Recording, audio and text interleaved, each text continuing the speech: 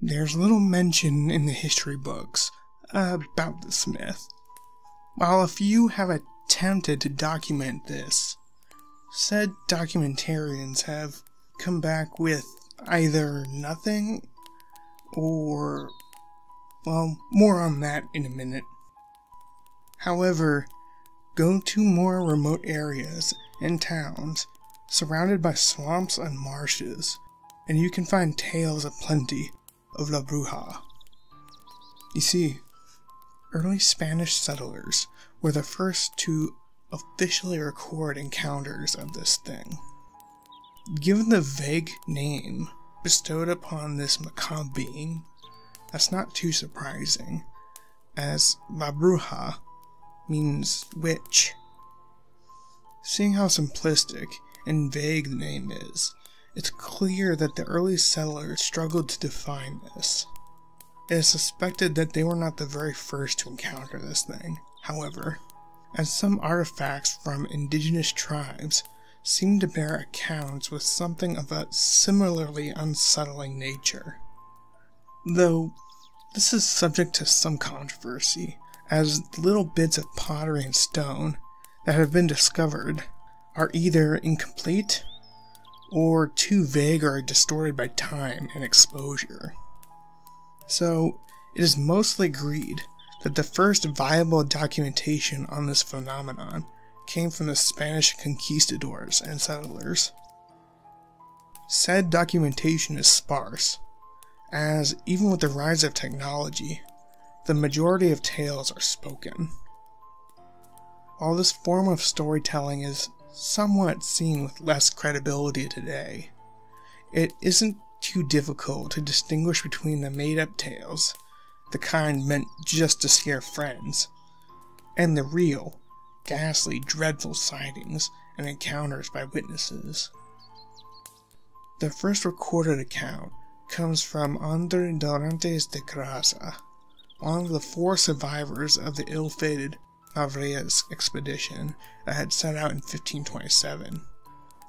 This, translated and somewhat modernized excerpt, comes from a recently discovered text found in Mexico City, containing his documentation of the disastrous journey.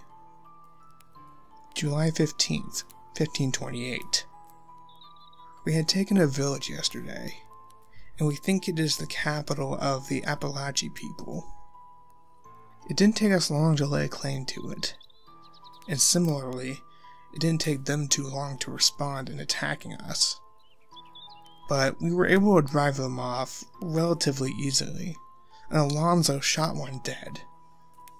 This morning, a horde emerged from the woods again, and like the attack previously, we again managed to drive him off.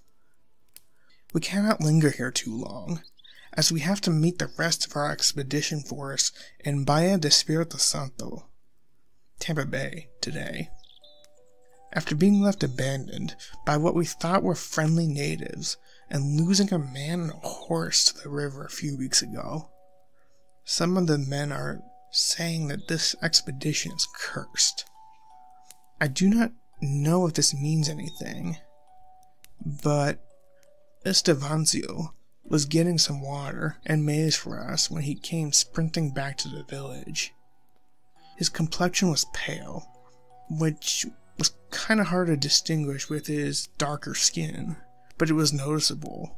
However, what was more noticeable was the abject terror plastered on his face, and the front of his body was drenched with water. When we inquired him as to what caused him to be so panicked, initially he did not speak. For the better part of an hour, he could scarce make a sound beyond a pitiful whimper, and he shook as if he were frigid, even in the hot and humid wind. It was not until we got him some water and corn to eat that he started to discuss what he had seen. As he was fetching some water from a stream, he heard a noise coming from the bank opposite him. Looking up, he saw the bushes moving, and fearing another attack, or possibly a wild animal, he hurried to get the water and returned quickly to the village. It was then that he heard a voice whispering in his ear. He said it was a lullaby his mother had sang to him in his native Moor tongue. What chilled him was that the voice was radically different from his mother, as it sung the melody with a darkly haunting and taunting tone, and it was much more seductive. He yelped and quickly turned to face the voice. He saw nothing but the rustling of leaves and the humid forest. The breeze seemed to blow away from him and into the trees, a faint, almost indiscernible laughter upon it. Fear and dread held his feet in place as he scanned the area, slowly trying to back away from the accursed river. He jumped, spilling the water down his front, as he saw a pale gray, rotten arm come out from behind a tree and wave at him. Playful giggling came from the woods. The shock of the cold water, and no doubt the disturbing nature of the vision, spurred him on, and he sprinted back to us. If it weren't for the haunting nature around us in this new world, we might have discounted him as having gone mad. We know nothing about this place, nor what unholy things live in it.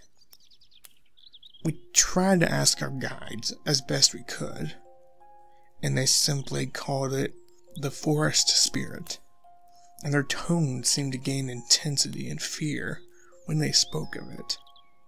Obviously, this was not seen as a friendly spirit to these pagan natives.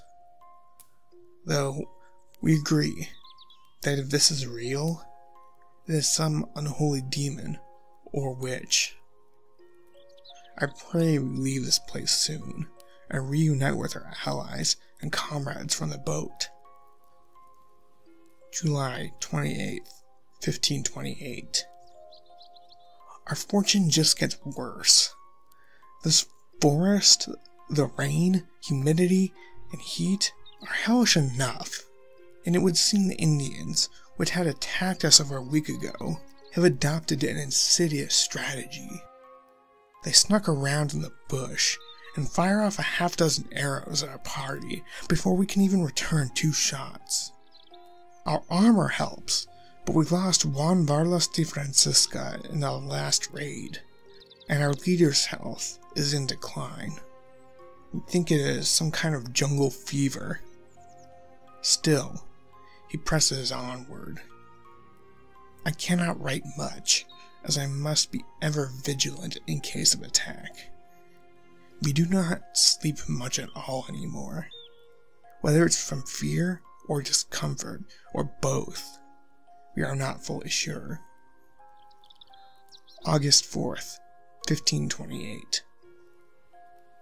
We have just returned from our scouting mission, and have nothing good to report. On the verge of starvation and terror, Narvaez has sent us to search any villages for food or water. This was our 3rd attempt to find any resources to continue our trek north. After finding nothing, Narvaez has ordered us to head south. While this seemed to be the opposite of our goal, our guides tell us that the Ayuti people have food and supplies, and they claim it is near the sea as well. They say we just have to go through a swamp to get there. We do not have any other options at this time. I think the heat and hunger is getting to me. I hear the music of Luis de Milan coming from the woods.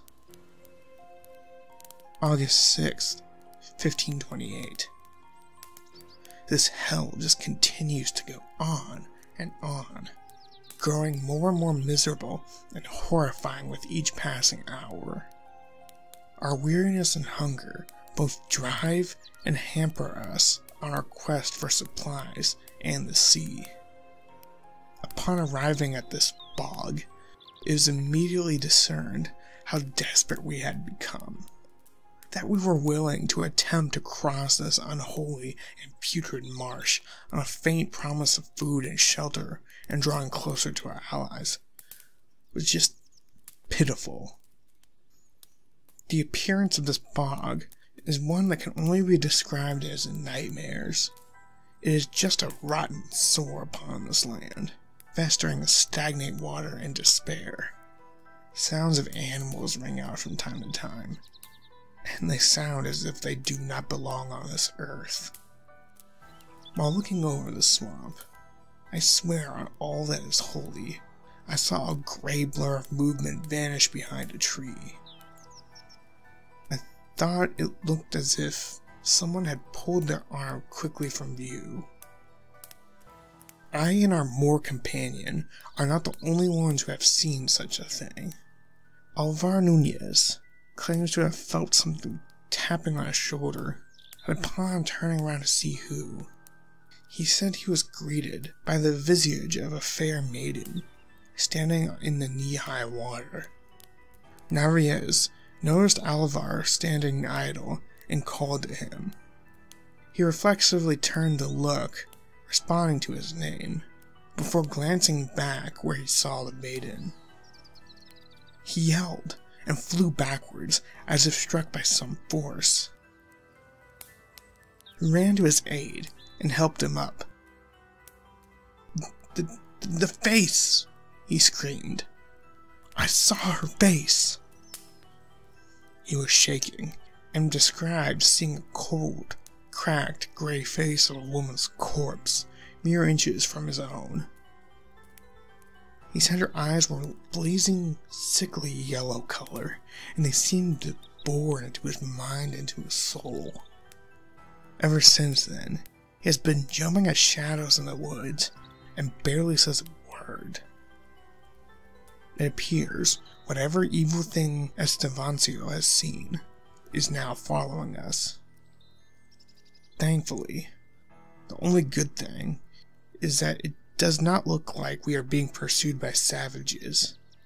We have not heard or seen anything for the past few days. But that's all I can record for now. August 17th, 1528. This wretched water and savages. We have been treading through water that reaches our chests. It is foul and makes us all feel sickened with each step in this slimy pit. To make matters even more miserable, the savages have returned and have clearly set us as a trap. They shoot at us relentlessly whenever they appear, and they are very unpredictable. Luckily, we've only suffered some wounds, and nothing too serious. Haven't lost any casualties directly. We have managed to find an island to recuperate, and we were able to drive off their latest attack. Though some of us are wounded, we have not lost that many souls, as one might expect. What was that? Oh, heavenly Lord above. I hear that music again. Whatever Andres Dorantes de Creza saw after that, he didn't put it into his account. Though the next few pieces of text details another attack by the natives.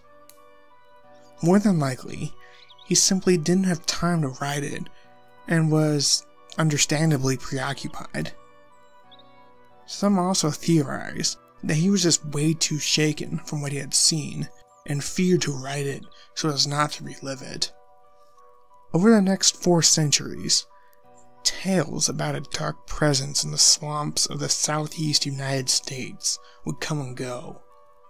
Many were, and still are, obviously embellished or outright false.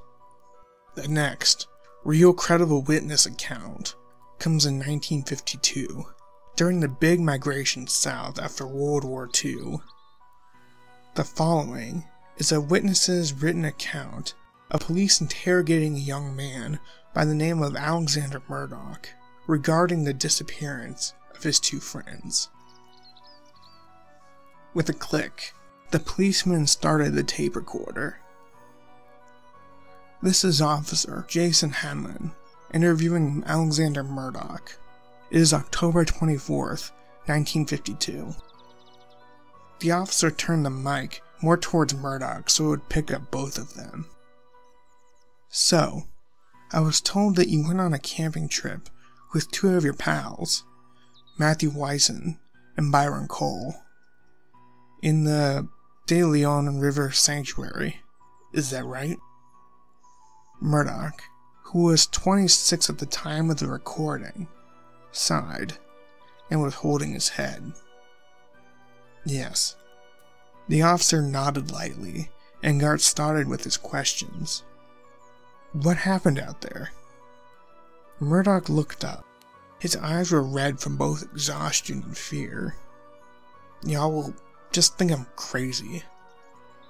The young man was layered in mud, the smelly, swamp kind of mud. He shook and shivered in the slightly chilly air of the holding room as it hit his damp and muddy skin. The police officer sighed and rubbed his shoulder before wiping his hand off with a nearby towel. It's okay, son. Just tell me what you saw. Trust me, I don't think you did anything wrong. I just need to get your story is all. Besides, I can tell if you're lying. The officer then poured a glass of water for the dirty and worn-out guy. He slid it over to Murdoch before leaning back in his chair expectantly. Murdoch grabbed the glass and took a few swallows, looking grateful for the drink, and thanked the officer before starting. He looked down for a second before returning his gaze back up and inhaled deeply before letting his tired and scared breath out. We'd spent 3 weeks planning this thing. We parked on a campground lot early yesterday morning and walked the 3 miles down the main trail. It's an easy path, and the only slightly remarkable thing about it was a small bridge that went over a drainage canal. Our camping spot was about a quarter mile from the main campgrounds. It was near a river because we wanted to go swimming, and we had camped there before.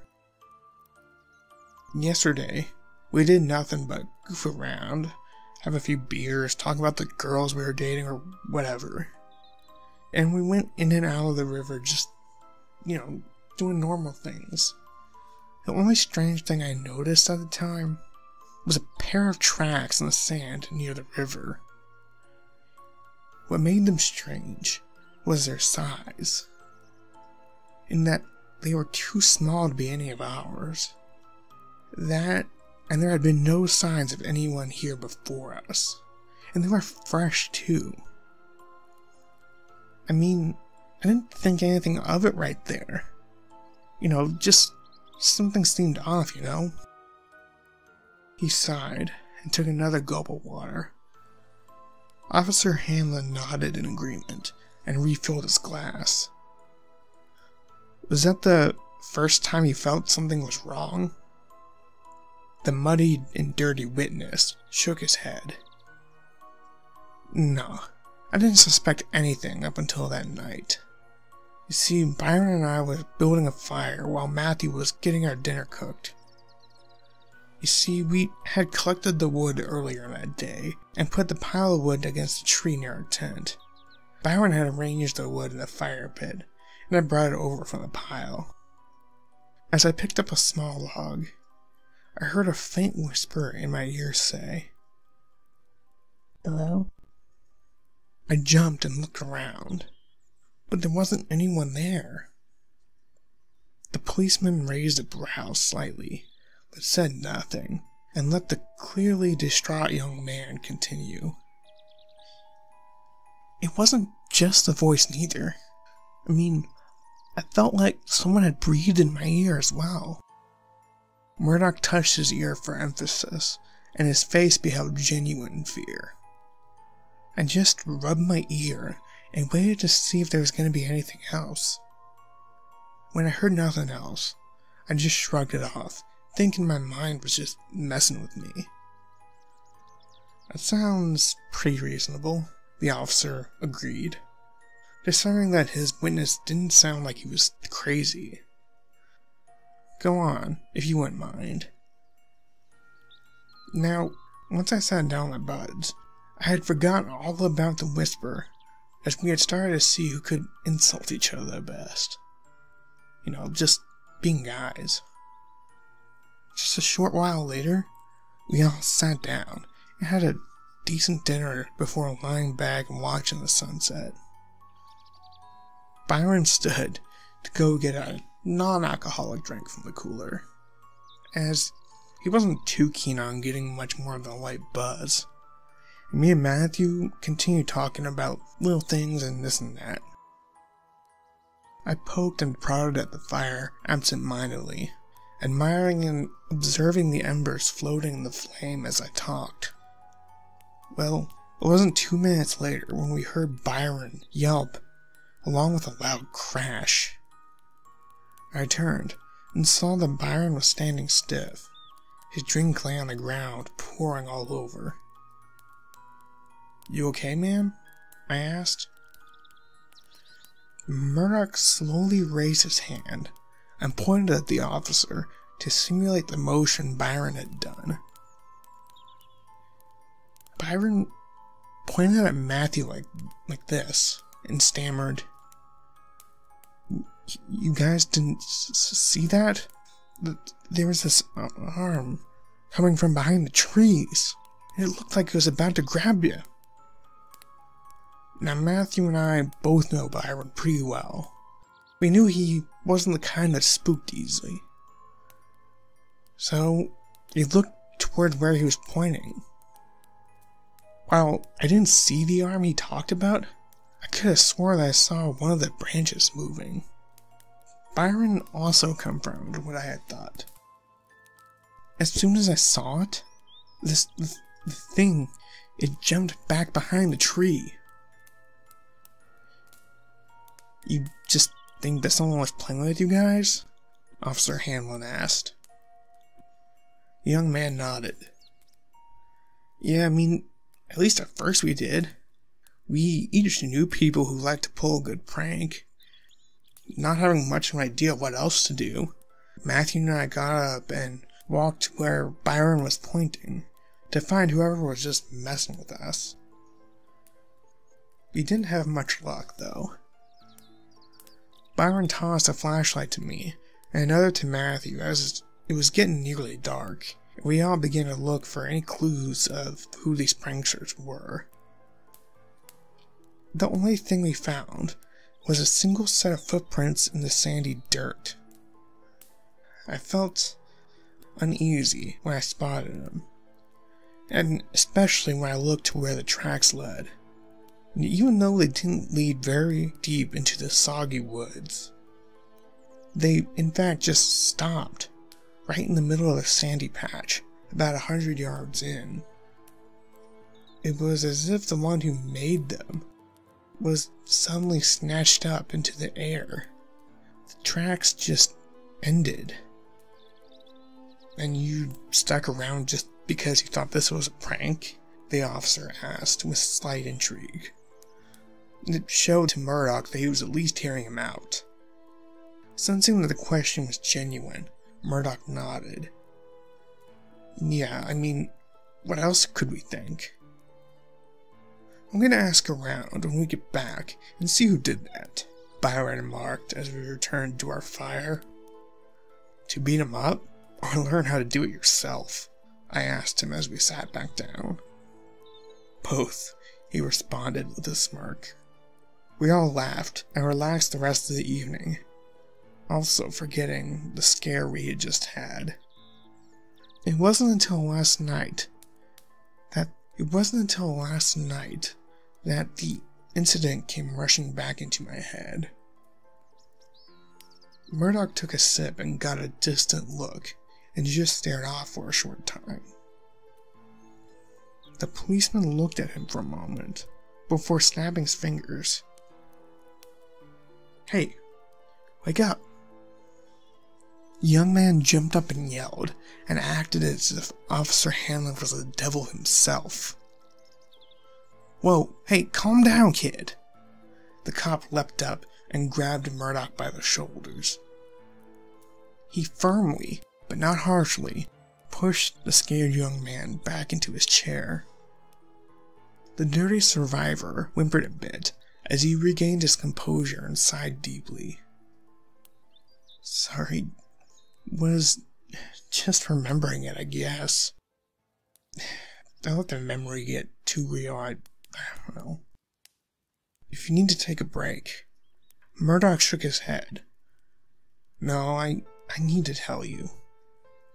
He took another breath before he looked up as he continued. Matthew had brought his family's tent, which meant it was pretty big and gave the three of us plenty of room. My sleeping bag occupied the right side, while Byron took the left, and Matthew had the space in the middle.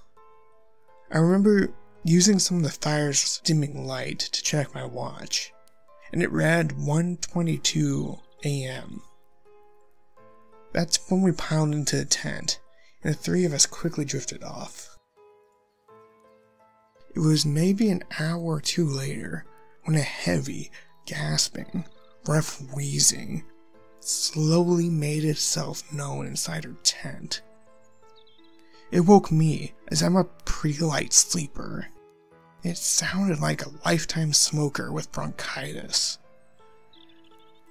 At first, I thought it was just one of the guys having a coughing fit or something. However, it didn't stop, and just got louder. And after a few seconds, I felt a rush of fear, the same fear I had felt earlier that day, and I realized that there was someone else in our tent. The shock of just sensing something else was nearby knocked out any drowsiness I had. The sound was coming from beside me, and I was instantly aware of how loud my breathing was, and my heart began to pound as I started to try and settle my breathing so as not to alert whatever was next to me that I was awake. Somehow I knew. As the hacking and wheezing stopped, and everything went silent. As slowly as I could, I turned my head, trying to at least see out of the corner of my eye. Best not turn, 'tis a lesson you'd rather not learn. Officer Hanlon tilted his head a bit. What was that? That's what I heard. Murdoch gulped lightly and took a shaky breath. The voice was that of a woman, and she sounded old, and she was singing some kind of nursery rhyme I ain't never heard before. He looked up and into Hanlon's eyes. I stopped moving when it sang. It felt like if I looked... He paused and shook his head knowingly before continuing. All I could do was close my eyes as this thing continued to sing. What do you say? What do you say? Shall we wake the children to go out and play? I could almost hear this thing smiling as it sang. The words chilled me as I heard movement. I couldn't resist. I turned and I looked. Murdoch's face went pale, and he looked down. As I turned, Matthew screamed, and I leapt up. He was being dragged out of the tent, and his waist and below hung out of the front entrance as he was yelling and grasping at anything he could. I ran over, and I grabbed his arm, along with Byron, and we both pulled as hard as we could. In the marsh you should not go, for what is in the dark no one doth know. Byron and I both screamed as a pair of sickly yellow eyes shimmered in the moonlight. They were stuck in a pair of black pits, occupying a cold, dark, wrinkled, and cracked face. Some kind of black ooze seeped through the cracks and from its mouth as it screamed in our faces. That's all I can recall about it. The face was more horrific than I could ever say in detail. And the scream and seeing it caused me and Byron to jump back instinctively, and we held our ears, trying not to go deaf from the scream. But I could still hear Matthew and his scream as he was pulled away. Despite just having the crap scared out of us, Byron and I both ran outside after him. But there was nothing. No tracks, no skid marks, and nothing. And it was silent as well. The second we stepped out of the tent, everything went quiet. The officer said nothing. It wasn't clear at the time if he actually believed this tale or not. What was obvious, however, was that he was intrigued and slightly unnerved by Murdoch's account. I grabbed a flashlight and looked around, both for Matthew and this monster. Byron was yelling at me, saying that we need to get the heck out of there. For a brief moment, I thought about searching for Matthew. However, Byron's yelling made my mind clear up, and I realized that we just need to get out of there, that we were no match for this thing. The best thing we could do was try to go get help, and we wasted no time in doing so. We started sprinting down the path, towards the main campsite in our car. Now, I grew up doing stuff in the woods and in the marsh during the day and night, so last night, I don't mean it lightly when I say last night was the darkest night I'd ever seen. I mean, I feel like I was breathing it in. Like it was making it difficult to run as it forced itself down my throat and into my lungs. It didn't take long until Byron and I were both panting. And I'm in decent shape, but Byron was much more fit, so to see him this winded this soon, it was the only explanation I had. Why do you run or try to hide? Hearing this cursed singing just pumped my adrenaline more as we neared the small bridge from the day earlier. The wrath beheld cannot subside. I heard Byron scream, and I turned my head. He was up in the air, as if some giant monster had grabbed him and pulled him up.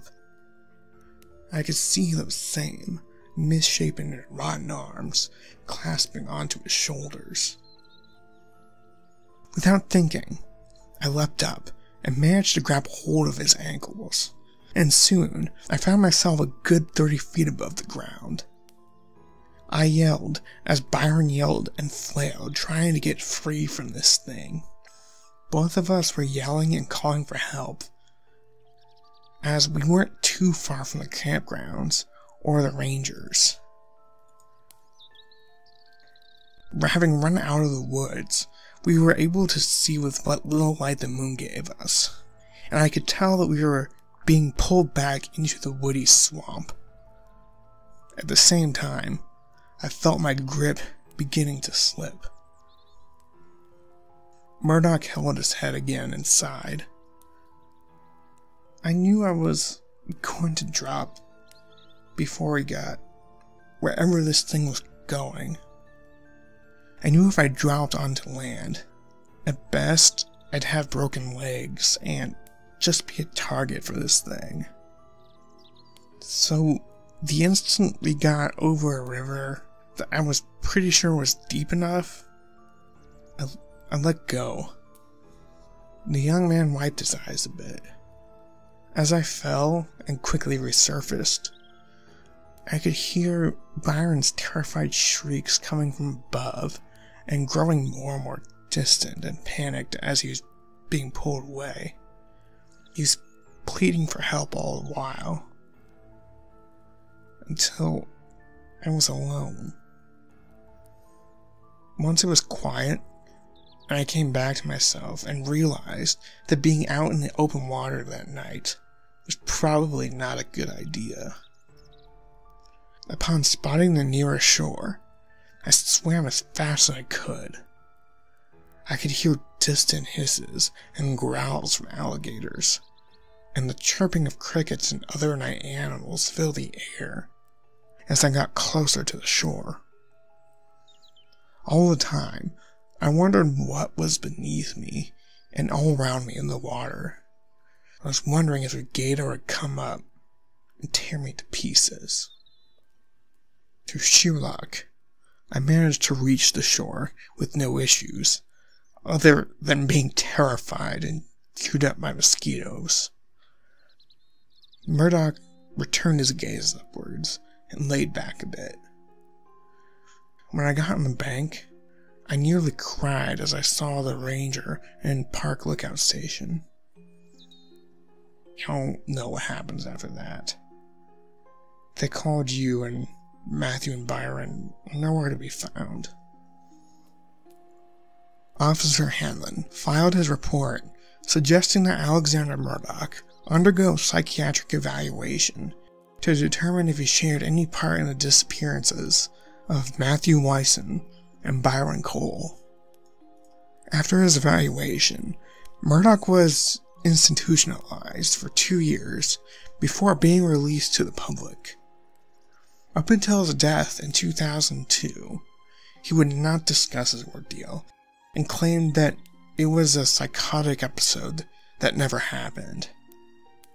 The bodies of the 2 young men have never been found, and the case remains cold to this day.